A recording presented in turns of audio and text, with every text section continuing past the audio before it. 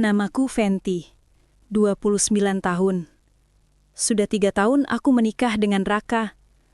Pria yang dari luar terlihat sempurna, tampan, mapan, punya karir bagus di perusahaan besar, dan selalu bisa bersikap manis di depan orang lain. Semua orang bilang aku beruntung punya suami seperti dia. Tapi hanya aku yang tahu. Di balik senyumannya, ada jarak yang gak bisa aku jangkau lagi. Di rumah, Raka hampir gak pernah benar-benar ada.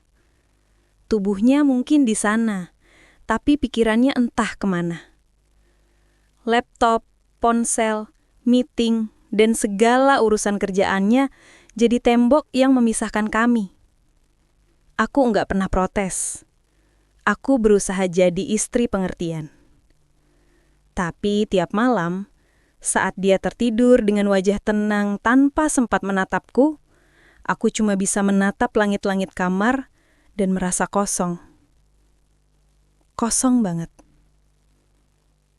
Sampai hari itu datang. Hari yang ngebuat hidupku berubah dan ngebuka pintu yang bahkan aku sendiri gak pernah nyangka bakal kubuka. Sore itu aku baru aja keluar dari kantor. Udara Jakarta lagi panas-panasnya dan kepalaku masih pening karena seharian kerja tanpa sempat makan siang. Aku nyalain radio di mobil, berharap suara penyiar bisa ngisi keheningan. Tapi baru beberapa menit jalan, aku lihat dari kaca spion ada motor yang ngebut banget dari arah kanan. Aku refleks banting setir ke kiri, tapi terlalu cepat. Ban mobil ngelindas genangan air, oleng, dan bruk. Benturan keras bikin tubuhku kebanting ke setir. Suara kaca pecah, logam beradu, dan alarm mobil yang meraung kencang bikin semuanya terasa kabur.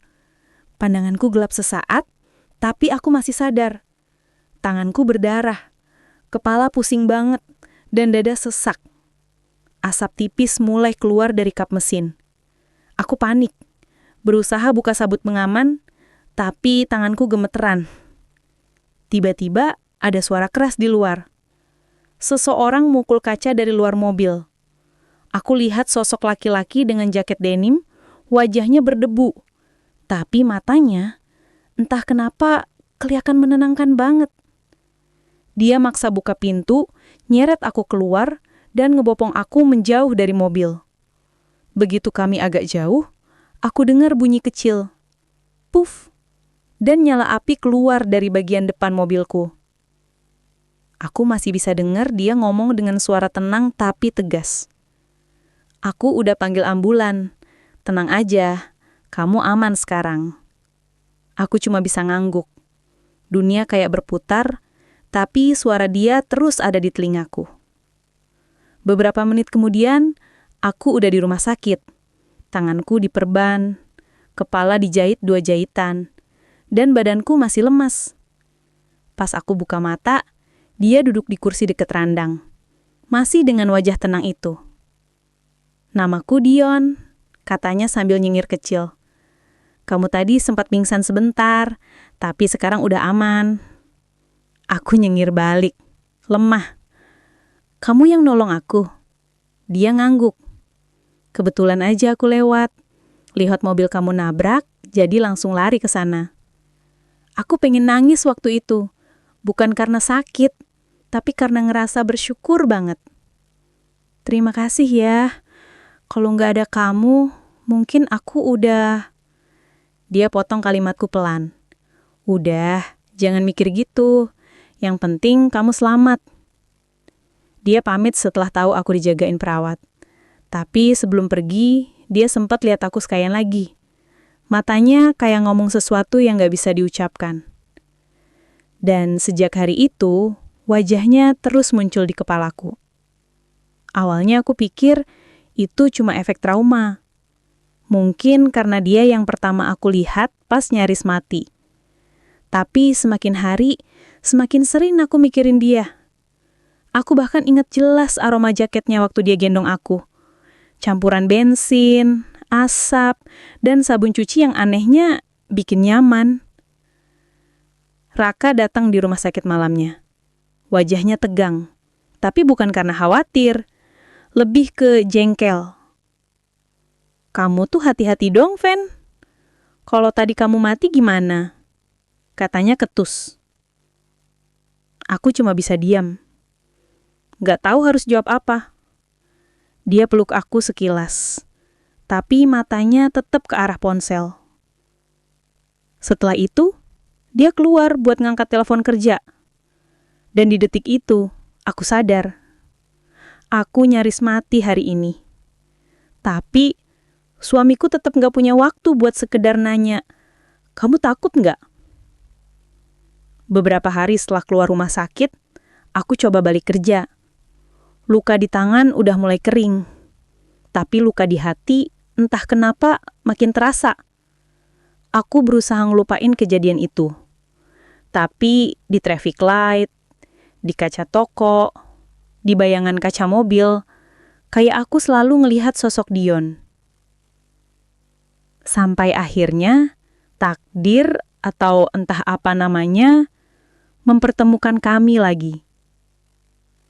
Hari itu, aku lagi belanja di supermarket. Aku mau beli beberapa bahan buat masak makan malam. Walaupun aku tahu, Raka paling cuma nyentuh sedikit. Di lorong minuman, aku lihat seseorang lagi nyusun botol air ke troliku. Sekilas aku nggak yakin. Tapi pas dia nengok dan senyum, jantungku langsung berdebar. "Fenty!" Suaranya pelan, tapi cukup buat aku yakin itu dia. "Dion!" Aku refleks manggil balik, nyaris nggak percaya. Dia ketawa kecil. Iya beneran kamu. Aku kira salah orang." Kami saling sapa lalu ngobrol sebentar di antara rak-rak yang penuh barang. Entah kenapa, suasananya nggak canggung sama sekali. Malah anget. "Gimana kabarnya sekarang? Lukanya udah sembuh?" Tanya Dion sambil nunjuk ke tanganku. "Udah, tinggal bekas aja," jawabku sambil nyengir. "Kamu masih suka lewat situ? Jalan tempat aku kecelakaan?" Dia ngangguk. "Aku kerja di bengkel deket situ. Hari itu lagi mau beli spare part, makanya bisa lihat kamu duluan." Aku cuma bisa manggut. Tapi dalam hati ada perasaan aneh. Perasaan yang gak seharusnya ada. Kami ngobrol lama, sampai akhirnya kami sadar kayak dua orang lama yang gak mau selesai. Sebelum berpisah, dia bilang, "Kalau kamu butuh sesuatu, atau sekedar pengen ngopi santai, kabarin aja. Aku sering nongkrong di kafe kecil dekat bengkel." Aku cuma senyum dan bilang, "Terima kasih, Dian." Tapi begitu dia pergi, aku malah ngerasa kehilangan lagi. Malamnya, aku masak buat Raka. Tapi seperti biasa, dia pulang telat. Aku duduk di meja makan sendirian, ngelihatin jam yang terus bergerak, sementara makanan udah dingin. Aku buka ponsel, dan jari-jariku secara refleks nulis pesan ke nomor Dion yang aku dapat dari kartu namanya tadi siang. "Terima kasih ya, udah nolong aku waktu itu. Hati-hati di jalan." Aku nggak nyangka dia balas cuma beberapa detik kemudian. "Selalu, kamu juga jaga diri ya. Aku masih ingat wajah panik kamu waktu itu, haha." Aku ketawa kecil. Dari obrolan ringan itu, semuanya mulai mengalir begitu aja. Kami mulai sering chat, awalnya cuma basa-basi. Tapi lama-lama jadi sesuatu yang lebih hangat. Dia orangnya sederhana, tapi punya cara ngomong yang bikin aku ngerasa dihargai. Kalau Raka jarang banget bilang, "Kamu capek nggak?" Justru Dion bisa bikin aku ngerasa didengar. Bahkan hal-hal kecil yang aku anggap sepele, dia dengerin dengan tulus. "Aku tadi ngerasa stres banget di kantor," kataku suatu malam lewat chat. Dia balas, "Kamu udah makan? Jangan lupa minum air putih ya. Kadang stres tuh berkurang, karena kita lupa jaga diri." Pesan sesederhana itu aja bisa bikin aku senyum sepanjang malam. Sementara Raka masih sibuk dengan dunia yang gak ada aku di dalamnya. Suatu sore, aku iseng mampir ke kafe yang dia bilang dulu. Kafe kecil di pinggir jalan, banyak tanaman di depannya, dan aroma kopi yang kuat. Aku nggak ngabarin dia, cuma pengen tahu beneran ada atau enggak tempat yang dia maksud. Tapi ternyata dia beneran ada di sana, duduk di pojok sambil ngetik sesuatu di ponselnya. Dia kaget pas lihat aku. Venti, aku nggak nyangka kamu beneran datang. Aku nyengir. Aku juga nggak nyangka bakal ketemu kamu lagi di sini. Kami ngobrol lama, tentang hidup, kerjaan, bahkan tentang rasa takut waktu hampir mati. Aku nggak tahu kenapa, tapi sama Dion, aku bisa jujur. Aku bisa cerita tanpa takut dihakimi. Praka sibuk banget ya? Tanya Dion hati-hati. Aku diam sebentar. Iya, kadang aku ngerasa kayak sendirian padahal aku nikah. Dia nggak banyak komentar, cuma bilang pelan. Kadang orang yang kelihatan punya segalanya justru yang paling kekurangan. Kalimat itu sederhana, tapi menusuk banget. Kami diam lama setelah itu. Cuma suara hujan di jendela yang terdengar. Dan di tengah keheningan itu, aku ngerasa aneh. Bukan lagi ketakutan, tapi sesuatu yang berbahaya. Perasaan yang mulai tumbuh tanpa aku sadari. Sejak hari itu, aku mulai sering datang ke kafe itu. Kadang aku bilang ke Raka kalau aku lembur.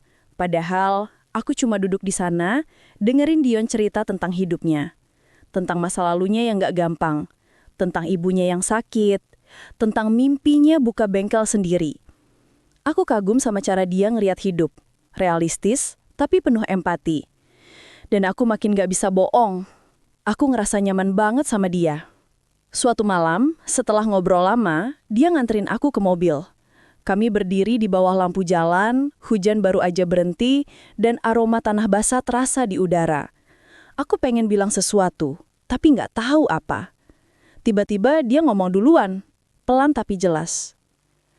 Aku senang kamu masih hidup waktu itu, Fen. Aku nggak tahu kenapa, tapi waktu lihat mobil kamu kebakar, aku ngerasa harus nolong. Kayak, kalau aku nggak lakuin itu, aku bakal nyesel seumur hidup. Aku cuma bisa menatap dia lama. Ada sesuatu di matanya yang tulus banget, tapi juga menakutkan. Karena aku tahu, di saat yang sama, hatiku mulai goyah. Sepulang dari situ, aku duduk lama di mobil. Nyalahin diri sendiri karena ngerasa hal yang seharusnya nggak boleh aku rasain. Tapi aku juga nggak bisa bohong. Selama bertahun-tahun, baru kali ini aku ngerasa hidup lagi. Malam itu aku tidur dengan perasaan campur aduk. Di satu sisi, aku masih istri Raka. Tapi di sisi lain, aku ngerasa utang sesuatu ke Dion. Bukan cuma karena dia nyelamatin nyawaku, tapi karena entah gimana, dia juga nyelamatin bagian diriku yang udah lama mati. Bagian yang pengen dicintai, didengar, dan dianggap ada. Dan aku nggak tahu, apakah ini cuma rasa terima kasih atau sesuatu yang jauh lebih berbahaya dari itu. Aku cuma tahu satu hal. Sejak malam itu, setiap kali aku lihat cermin, aku nggak lagi lihat sosok istri setia yang dulu bangga sama pernikahannya. Aku lihat seorang perempuan yang mulai kehilangan arah, yang diam-diam menunggu pesan masuk dari seseorang bernama Dion. Pesan yang mungkin bakal jadi awal dari kesalahan terbesar dalam hidupku. Beberapa minggu setelah luka di tangan dan kepala benar-benar sembuh, aku mulai ngerasa ada satu hal yang belum selesai. Entah kenapa, tiap kali aku ke kantor, nyetir, atau duduk sendirian di ruang tamu rumah, pikiranku selalu balik satu momen. Waktu Dion narik aku keluar dari mobil yang hampir meledak itu. Aku nggak tahu kenapa perasaan itu begitu kuat. Aku cuma tahu, aku belum ngucapin terima kasih dengan cara yang benar. Raka bahkan udah lupa soal kecelakaanku. Dia nggak pernah nanya gimana perasaanku setelahnya. Nggak pernah tanya apakah aku masih trauma nyetir atau enggak. Yang dia pedulikan cuma kerjaan dan jadwal meetingnya. Aku tahu, hidupnya memang sibuk. Tapi tetap aja, kadang aku ngerasa kayak cuma pelengkap di rumah itu. Sampai suatu hari, aku nemu alasan yang cukup buat ngedatengin Dion lagi. Bukan karena hal aneh Atau setidaknya itu yang terus aku yakinkan ke diriku sendiri. Tapi karena aku cuma pengen ngucapin terima kasih dengan layak. Aku dapat alamat tempat kerjanya dari polisi yang bantu ngurus laporan kecelakaan waktu itu. Mereka bilang Dion kerja di bengkel di daerah Pasar Minggu. Jadi di hari Sabtu, waktu Raka pergi keluar kota buat urusan kerja, aku mutusin buat ke sana. Bengkelnya nggak besar, tapi kelihatan ramai. Suara mesin, tawa para montiri, dan aroma oli langsung nyamut begitu aku masuk. Aku sempet ragu, takut kelihatan aneh. Tapi pas aku lihat sosok Dion lagi jongkok di bawah mobil, semua rasa canggung itu hilang begitu aja. Dia kaget waktu lihat aku. Mbak Fenty, kok bisa kesini? Katanya, sambil buru-buru ngelap tangannya pakai kain lap. Aku nyengir. Aku cuma mau ngucapin makasih yang bener. Waktu di rumah sakit aku masih setengah sadar. Jadi rasanya belum pantas aja ngomong terima kasihnya cuma segitu. Dia kelihatan bingung tapi senyum. Aduh, nggak usah repot mbak. Saya juga waktu itu cuma kebetulan lewat. Aku tahu, tapi aku tetap ingin bilang makasih. Aku sodorin tas kecil berisi makanan yang aku masak sendiri pagi tadi. Dia sempat nolak.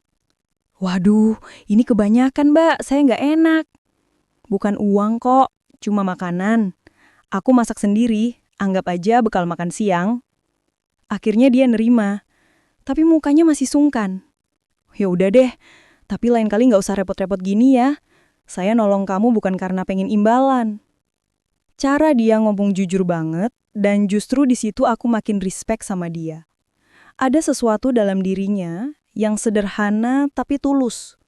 Nggak dibuat-buat, nggak seperti kebanyakan orang yang aku temui di lingkungan Raka.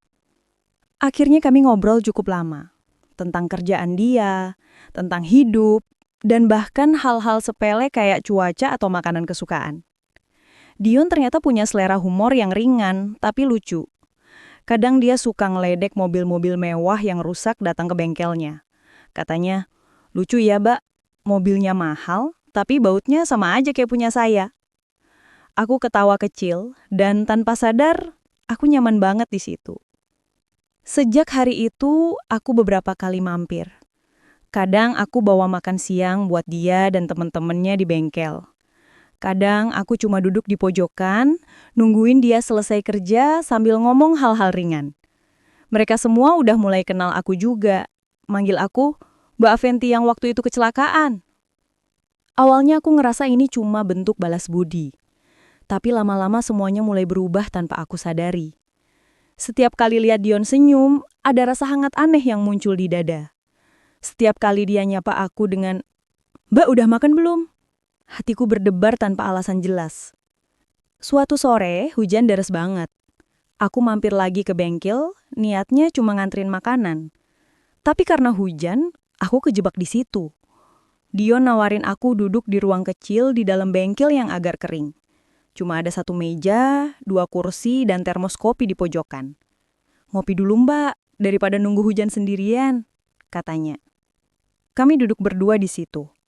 Suara hujan deras di atap seng bikin suasana aneh. Tenang, tapi juga bikin deg-degan. Aku lihat tangan Dion yang kotor karena oli, tapi entah kenapa, tangan itu kelihatan kuat banget. Anget. Dion, aku bilang pelan. Kamu pernah nyelamatin orang lain juga sebelum aku? Dia ngelirik terus ngetawa kecil. Enggak sih, biasanya yang saya selamatin cuma mobil mogok. Aku ikut tawa. Tapi di balik itu ada sesuatu yang bergetar. Malamnya waktu aku pulang dan lihat rumahku sepi, aku sadar sesuatu. Aku nyari-nyari alasan buat balik ke bengkel bukan cuma karena rasa terima kasih. Tapi karena di sana aku ngerasa dilihat, didengar, dan dihargai. Hal-hal yang udah lama gak aku dapetin di rumah. Hari-hari berikutnya semuanya makin intens. Dion mulai sering ngechat aku duluan. Kadang cuma hal kecil, kayak, udah makan mbak? Atau, hari ini macet banget, hati-hati nyetir ya. Dan aku yang dulu cuek sama pesan orang lain, jadi nunggu-nunggu tiap notif muncul di layar HP. Suatu hari, aku mampir ke bengkel dan lihat Dion lagi benerin mobil. Keringat netes di dahinya dan aku refleks ngasih tisu. Capek ya? Kataku. Dia lihat aku sambil senyum. Sedikit. Tapi kalau Mbak nongol gini, langsung hilang capeknya. Aku diem. Nggak tahu harus jawab apa. Tapi dada rasanya berdebar gila-gilaan. Sore itu pas aku mau pulang, dia nganterin aku sampai ke mobil. Kami berhenti di depan kap mobil, dan hujan gerimis mulai turun. Dia lihat aku lama. Matanya kayak nyari sesuatu. "Fenty?" katanya pelan. Tanpa embel-embel, Mbak kali ini. "Aku boleh jujur nggak?" Aku ngangguk walau jantungku udah kayak mau copot. "Entah kenapa, tiap kali kamu datang, bengkel ini berasa beda. Lebih hidup aja." Aku cuma bisa diem. Ngerasa pipiku panas. "Aku tahu kamu udah nikah, jadi aku nggak mau bikin kamu nggak nyaman. Tapi aku cuma pengen kamu tahu, aku senang tiap kali kamu datang." Aku nggak bisa bilang apa-apa waktu itu. Aku cuma senyum kecil dan bilang, "Aku juga senang tiap kesini." Dan di detik itu, aku tahu batas antara balas budi dan perasaan mulai kabur. Hari-hari selanjutnya jadi lebih rumit. Raka makin sibuk. Bahkan sempat 2 minggu nggak pulang karena proyek kantor di luar kota. Aku di rumah sendirian, dan satu-satunya orang yang terus nyapa aku cuma Dion. Dia sering telepon malam-malam cuma buat nanyain kabar. Kadang obrolan kami ngalor ngidul sampai jam 2 malam. Dari cerita lucu sampai curhat soal hidup, aku ngerasa makin deket sama dia. Terlalu dekat. Suatu malam dia bilang, "Kalau kamu butuh tempat buat cerita, aku selalu ada." Kalimat itu sederhana, tapi nyangkut banget di kepala. Aku tahu aku salah. Aku tahu aku nggak seharusnya ngerasa gini. Tapi semakin aku berusaha menjauh, semakin aku ngerasa kehilangan. Aku bahkan mulai nyari alasan buat lewat jalan deket bengkel, cuma biar bisa ngeliat dia sebentar. Sampai suatu sore, waktu Raka lagi keluar kota, Dion ngajak aku makan malam. "Cuma makan biasa aja kok, di warung dekat sini." Aku sempet ragu, tapi akhirnya setuju. Kami makan di warung kecil, duduk berdua di meja pojokan. Lampunya redup, tapi suasananya hangat. Kami ngobrol seperti biasa, tapi kali ini beda. Ada jeda di antara setiap kalimat, ada tatapan yang nggak lagi sebatas teman. Waktu aku pamit pulang, kami jalan ke arah parkiran. Aku sempat salah langkah, hampir terpleset dan Dion refleks nangkep tanganku. Gerakan kecil tapi cukup buat dunia di sekitarku berhenti sesaat. Dia nggak langsung lepasin tanganku. Kami saling tatap, lama banget. Dan di momen itu, aku sadar. Aku udah kelewat jauh buat sekedar bilang ini balas budi. Sepanjang jalan pulang, aku cuma diem. Perasaan campur aduk. Antara bersalah dan bahagia. Aku tahu ini salah. Tapi aku nggak bisa berhenti. Aku ngerasa hidup lagi setelah lama mati rasa. Malam itu, aku tidur dengan tangan masih bergetar. Bukan karena takut, tapi karena sadar satu hal. Aku sedang berjalan di tepi jurang. Dan aku belum tahu, apakah aku bakal berhenti atau malah sengaja melangkah lebih jauh ke bawah sana. Aku nggak tahu sejak kapan semuanya mulai berubah. Awalnya cuma rasa kagum, lalu jadi kebiasaan. Dan sekarang jadi sesuatu yang lebih rumit dari yang bisa aku pahami. Semakin sering aku ketemu Dion, semakin aku sadar kalau aku nunggu-nunggu kehadirannya. Nunggu-nunggu chat darinya. Kadang cuma pesan singkat kayak, "Hati-hati di jalan ya." Tapi rasanya cukup buat ngebuat aku senyum seharian. Di sisi lain, Raka makin sibuk. Pekerjaannya kayak nggak ada habisnya. Setiap aku coba ajak ngobrol, selalu berakhir sama kalimat yang sama. "Nanti aja, aku capek." Dulu aku terbiasa dengan itu. Tapi sekarang, setiap kali dengar kalimat itu keluar dari mulutnya, rasanya seperti ditusuk pelan-pelan. Kecil tapi dalam. Aku mulai banyak diam di rumah. Malam-malam sering bengong di ruang tamu, lampu cuma nyala setengah, sambil dengerin suara hujan di luar. Kadang aku pikir, gimana bisa pernikahan yang dulu terasa hangat, berubah jadi sesepi ini? Raka masih orang yang sama, tapi entah kenapa rumah ini udah lagi terasa kayak rumah. Suatu sore, aku mampir ke bengkel Dion seperti biasa. Tapi hari itu aku lagi nggak banyak bicara. Dari awal cuma duduk di kursi plastik, ngeliatin dia kerja. Tiba-tiba dia ngelirik aku dan ngomong pelan. "Mbak, kamu kelihatan sedih. Kenapa sih?" Aku pengen jawab gak apa-apa, pengen pura-pura kuat. Tapi entah kenapa air mataku malah jatuh duluan. Gak ada suara, cuma netes aja pelan-pelan. Dion langsung berhenti kerja, taruh kunci Inggrisnya di meja, dan duduk di sampingku. Dia gak nyanya lagi, cuma ngasih tisu. Aku ambil, ngelap air mata, tapi makin aku tahan makin deras. Dan dia masih diam. Gak nyentuhku, gak ngomong apa-apa. Cuma duduk di situ, tenang. Seolah keberadaannya aja udah cukup buat bikin aku ngerasa aman. Setelah itu, ada sesuatu yang berubah. Aku mulai nyari alasan buat ketemu dia. Kadang alasan sekecil, "Dion, mobilku kayaknya bunyinya aneh deh. Bisa tolong liatin?" Padahal gak ada apa-apa. Kadang aku bawain makanan. Bilangnya cuma iseng masak lebih takut kebuang. Padahal dalam hati aku cuma pengen lihat senyumnya lagi. Dari sekian banyak orang di hidupku, cuma Dion yang bener-bener dengerin tanpa nyela, tanpa ngejudge, tanpa sok ngasih solusi. Dia cuma ada di situ. Suatu hari, aku cerita sedikit tentang Raka. Tentang gimana rumah tangga kami makin dingin. Tentang betapa aku ngerasa kayak gak dianggap. Dion dengerin sambil nunduk-nunduk. Sesekali ngangguk. "Aku ngerti, Mbak," katanya pelan. Aku ketawa miris. "Enggak, kamu gak ngerti. Kamu gak pernah jadi istri yang tiap malam tidur di samping orang yang bahkan udah gak ingat tanggal ulang tahunnya sendiri." Dia diam sebentar, lalu jawab, "Tapi aku pernah jadi orang yang ngerasa sendirian, walau dikelilingin banyak orang.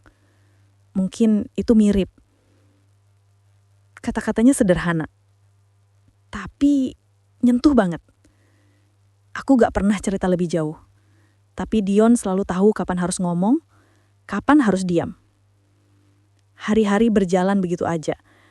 Aku makin sering curhat ke dia, makin terbuka. Tentang kerja, tentang rumah, tentang hal-hal kecil yang bahkan Raka gak tahu. Kadang kita ketemuan di warung kopi kecil dekat bengkel. Kadang cuma duduk di mobil sambil dengerin lagu. Tapi di setiap momen itu, ada sesuatu yang gak bisa aku jelaskan.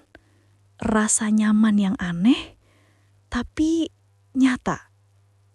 Sampai akhirnya, malam itu datang. Langit mendung, hujan turun deras banget. Aku baru pulang dari kantor, dan entah kenapa mobilku mogok di tengah jalan. Nomor pertama yang aku tekan di ponsel, bukan nomor Raka, tapi Dion. Dia langsung datang. Aku masih ingat banget, dia basah kuyup waktu dorong mobilku ke pinggir jalan. "Kenapa nggak nunggu di dalam mobil aja, Mbak?" katanya sambil ngos-ngosan. Aku cuma bisa senyum kecut. "Aku nggak mau kamu basah sendirian." Dia ketawa kecil. "Kamu ini aneh tahu nggak?" Kami akhirnya duduk di dalam mobil, nunggu hujan reda. Hening lama. Cuma suara hujan di atap mobil dan nafas kami yang pelan. Aku nengok ke arahnya. Wajahnya setengah gelap karena lampu jalan yang redup. Tapi entah kenapa matanya tetap hangat. "Dion," aku panggil pelan. Aku capek." "Capek kenapa?" "Capek jadi orang yang selalu berusaha baik-baik aja." Dia nggak jawab. Cuma ngelurin tangannya, megang bahuku pelan. Sentuhannya lembut banget. Kayak takut nyakitin. Tapi sentuhan itu cukup buat semua tembok yang aku bangun roboh dalam sekejap. Aku nggak tahu siapa yang mulai dulu. Awalnya cuma pelukan singkat. pelukan orang yang saling ngerti rasa lelah masing-masing. Tapi detik berikutnya, pelukan itu berubah jadi sesuatu yang lebih dalam. Aku bisa dengar detak jantungnya di dada, bisa ngerasain napasnya yang hangat di telingaku. Dan sebelum aku sempat mikir lebih jauh, bibir kami bersentuhan. Singkat, tapi cukup buat seluruh tubuhku gemetar. Aku langsung mundur pelan. Syok sama apa yang baru aja terjadi. Maaf, aku bisik, hampir tanpa suara. Tapi Dion malah geleng. Aku yang harus minta maaf. Kami saling tatap lama. Di antara suara hujan dan udara dingin yang masuk lewat celah jendela, cuma satu hal yang aku tahu. Aku udah kelewat batas. Sepanjang jalan pulang, aku gak bisa berhenti mikirin kejadian itu. Bibirku masih bergetar dan hatiku campur aduk.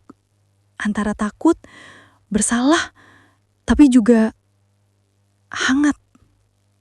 Aku tahu ini salah. Aku tahu aku gak seharusnya ngerasain ini. Tapi di sisi lain, aku ngerasa hidup lagi. Selama ini, aku cuma jalanin hari kayak mesin. Bangun, kerja, makan, tidur. Tapi malam itu, untuk pertama kalinya setelah sekian lama, aku ngerasa deg-degan, ngerasa dicintai. Begitu sampai di rumah, aku ngeliat ruang tamu yang gelap. Gak ada suara, gak ada siapa-siapa. Raka masih di luar kota. Aku duduk di sofa, masih basah karena hujan. Pandanganku kosong. Tapi pikiranku penuh. Aku nyalain lampu, dan di pantulan kaca jendela, aku lihat wajah sendiri. Wajah yang sama dengan waktu pertama kali jatuh cinta dulu. Tapi sekarang, dengan mata yang menyimpan rahasia besar. Aku tahu malam itu bukan akhir.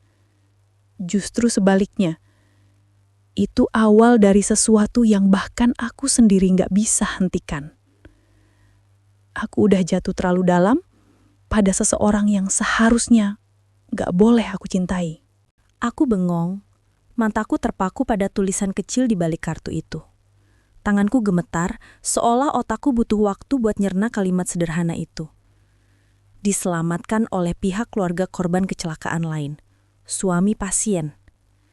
Jadi, selama ini Raka yang nolong aku duluan, bukan Dion? Tapi gimana bisa? Waktu itu aku jelas lihat Dion yang nyeret aku keluar dari mobil. Aku bahkan masih bisa ngerasa tangannya yang dingin waktu nyentuh lenganku. Aku ngelihat matanya, jelas banget. Tapi sekarang semua yang kukira nyata mulai goyah.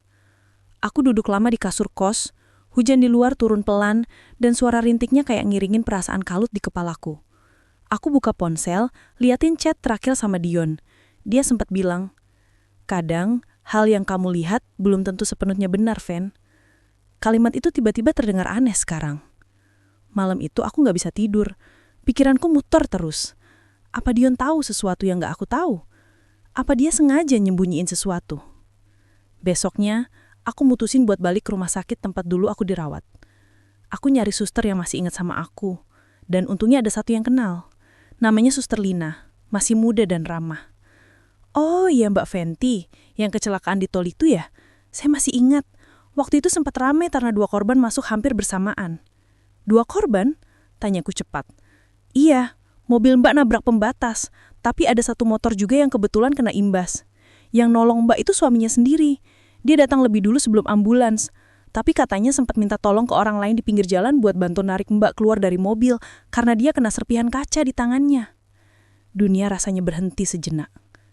Jadi, suamiku itu. Mungkin yang bantu suami Mbak itu Dion ya. Saya masih ingat karena 2 nama itu tercatat di laporan. Aku keluar dari rumah sakit dengan langkah goyah. Jadi sebenarnya Raka yang pertama kali datang, dia yang minta tolong Dion buat nyelamatin aku. Tapi kenapa Dion gak pernah bilang apa-apa? Malamnya, aku gak bisa nahan diri buat datang ke bengkel. Aku pengen nanya langsung. Begitu sampai, Dion lagi sendiri, duduk di kursi plastik sambil ngerokok. Wajahnya kelihatan lelah, tapi matanya masih tenang seperti biasa. "Dion," suaraku gemetar.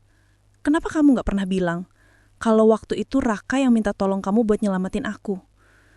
Dia diam cukup lama, terus buang napas panjang. Akhirnya kamu tahu juga. Jadi benar. Iya, katanya pelan. Aku nggak pengen kamu tahu, Fen. Karena waktu itu aku lihat sendiri suamimu nangis waktu kamu nggak sadar.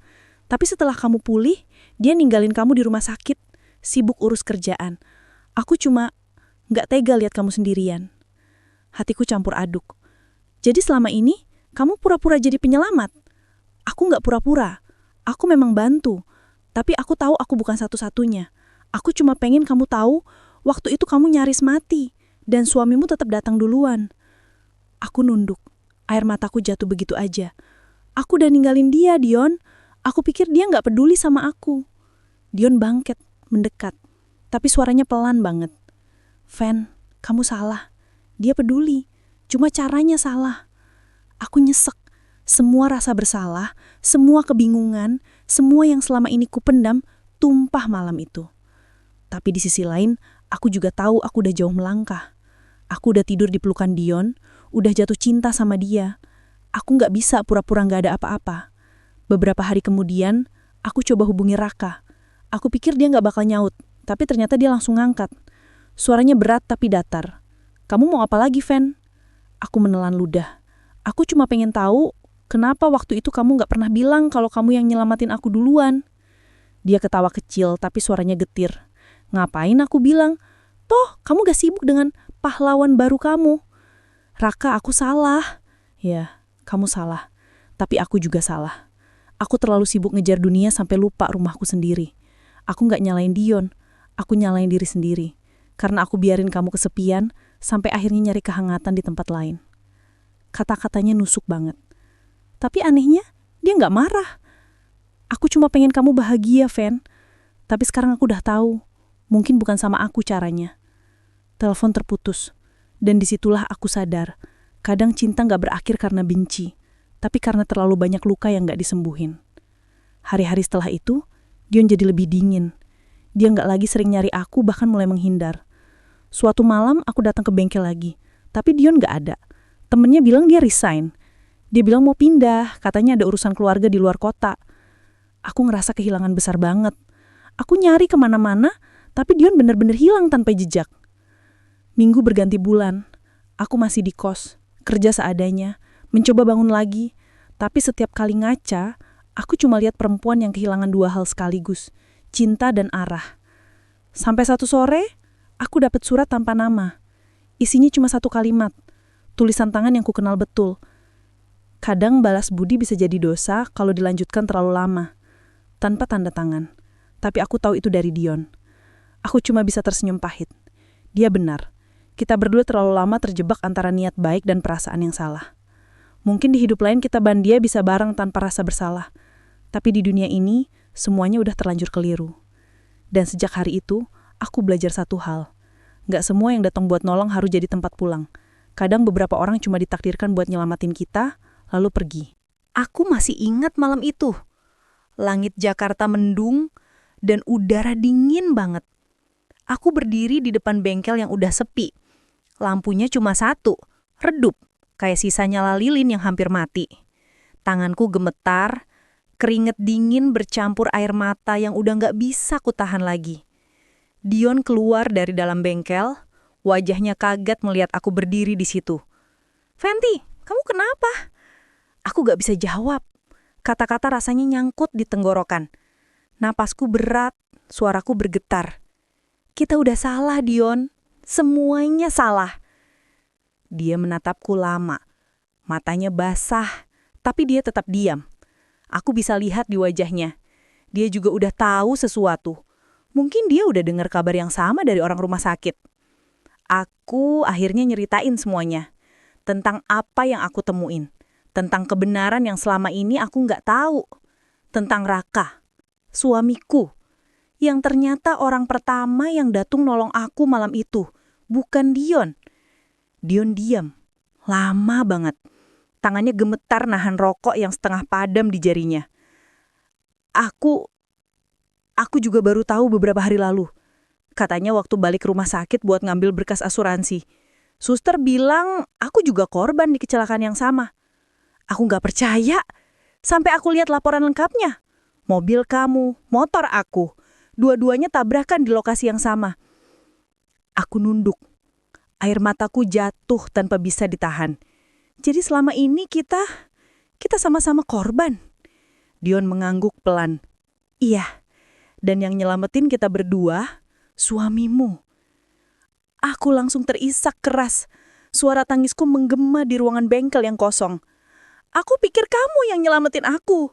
Aku pikir Tuhan kirim kamu buat gantiin hal yang hilang dari hidupku.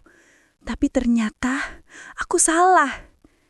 Dion jalan pelan mendekat, tapi dia nggak nyentuhku. Fen, kalau aku tahu semua ini dari awal, aku nggak bakal berani nyentuh kamu.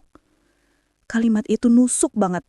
Rasanya seperti belati yang ditusuk pelan ke dada, tapi nggak sampai mati. Cuma cukup buat bikin luka yang lama sembuhnya. Malam itu kami diem lama.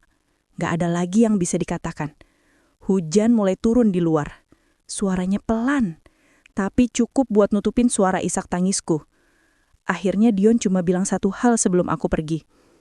Kadang hidup itu aneh, Fen. Tuhan ngasih kita pertemuan yang salah, cuma buat ngingetin bahwa kita pernah diselamatin oleh cinta yang benar. Aku pulang dalam keadaan kosong. Jalanan malam itu terasa panjang banget. Lampu-lampu jalan terlihat kabur karena air mata yang gak berhenti jatuh. Sampai akhirnya aku berdiri di depan rumah yang dulu jadi tempat paling nyaman buat aku. Rumahku, rumah Raka. Tapi malam itu terasa asing banget. Aku buka pintu pelan-pelan. Semua barang masih di tempatnya. Tapi suasananya udah beda. Gak ada aroma kopi favorit Raka yang biasanya dia buat tiap pagi. Gak ada suara keyboard dari ruang kerjanya. Gak ada suara langkahnya yang tenang. Cuma ada amplop kecil di atas meja makan.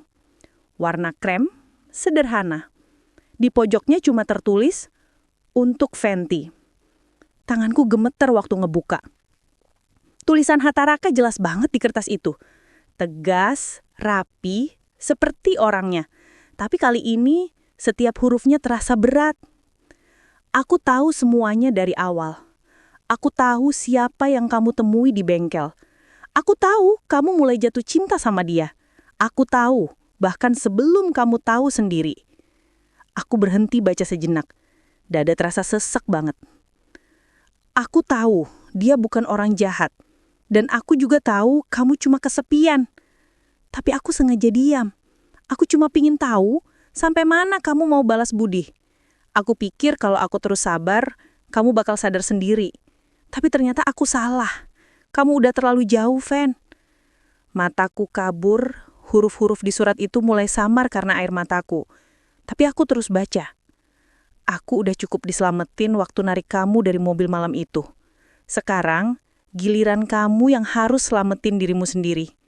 Aku gak akan marah, gak akan dendam. Aku cuma pingin kamu belajar dari semua ini. Balas budi itu mulia, tapi kalau dibungkus perasaan, bisa berubah jadi dosa. Dan aku gak mau jadi alasan kamu berdosa lebih dalam lagi. Tangan kiriku menutup mulut, nahan tangis yang makin keras. Kalimat terakhir di surat itu benar-benar ngancurin hatiku. Selamat tinggal, Fenty. Aku doakan kamu bisa sembuh. Bukan dari luka di tubuhmu, tapi dari luka di hatimu. Aku jatuh terduduk di lantai. Surat itu masih kugenggam erat. Sementara air mataku jatuh deras. Rasanya kayak seluruh dunia runtuh di atas kepalaku. Aku nyadar, selama ini aku berusaha nyari cinta di tempat yang salah. Aku nyangka Dion adalah sosok penyelamat yang dikirim buat ngisi kekosongan hidupku. Tapi ternyata, orang yang paling aku hianati justru orang yang rela berkorban tanpa ngungkit apapun. Aku ke kamar, duduk di ranjang, liatin foto pernikahan kami yang masih tergantung di dinding. Senyumku di foto itu terlihat bahagia banget. Tapi sekarang senyum itu cuma bikin aku ngerasa mual.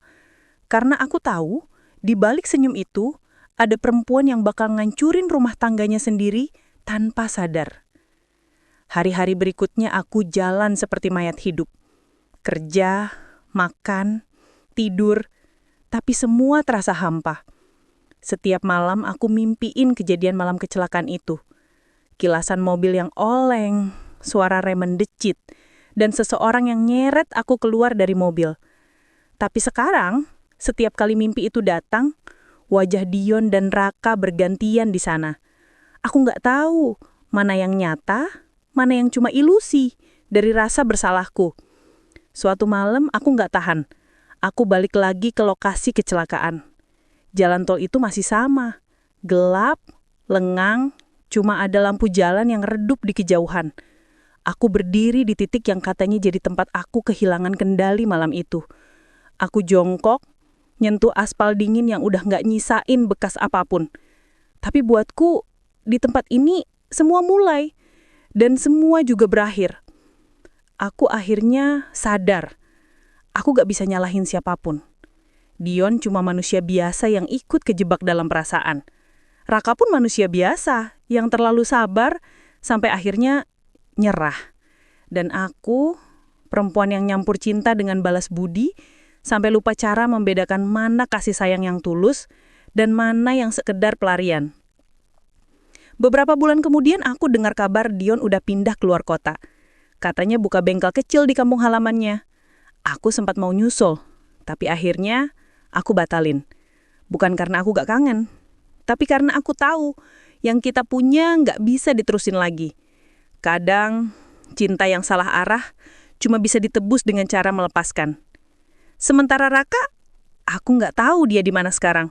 Teman kantornya bilang dia resign dan pindah kerja ke luar negeri. Aku kirim satu email panjang. Isinya cuma permintaan maaf. Tapi sampai sekarang belum pernah dibalas. Dan aku ngerti, mungkin itu cara dia buat bilang bahwa dia udah benar-benar selesai. Sekarang, tiap kali aku lihat cermin, aku cuma lihat seorang perempuan yang pernah diselamatin 2 kali. Pertama dari maut, kedua dari kebodohan hatinya sendiri. Aku masih simpen surat dari Raka dan kartu rumah sakit itu di satu kota kecil. Setiap kali aku buka, aku diingatkan bahwa kadang orang yang paling diam justru yang paling mencintai kita. Dan orang yang kelihatan paling menolong, belum tentu punya niat yang benar. Kadang mereka cuma kebetulan lewat di jalan yang sama, pada waktu yang salah. Hidupku berubah total setelah semua itu. Aku mulai belajar mencintai diriku sendiri, bukan karena pingin ganti siapapun, tapi karena aku tahu, aku nggak bisa berharap diselamatin terus-menerus. Sekarang, aku cuma bisa nerima bahwa beberapa kesalahan nggak bisa diperbaiki. Beberapa luka nggak bisa disembuhkan dengan waktu, tapi harus diterima sebagai bagian dari perjalanan. Dan setiap kali aku lewat jalan itu lagi, aku selalu berhenti sejenak, nyalain lilin kecil di pinggir trotoar, sambil berbisik pelan. Terima kasih Raka, karena udah nyelamatin aku, bahkan setelah aku hancurin hatimu. Malam terus berjalan. Angin jalan tol masih sama dinginnya. Tapi kali ini aku nggak ngerasa sesek lagi. Karena aku tahu, kebenaran memang bisa menghancurkan. Tapi dari kehancuran itu, aku akhirnya bisa benar-benar hidup.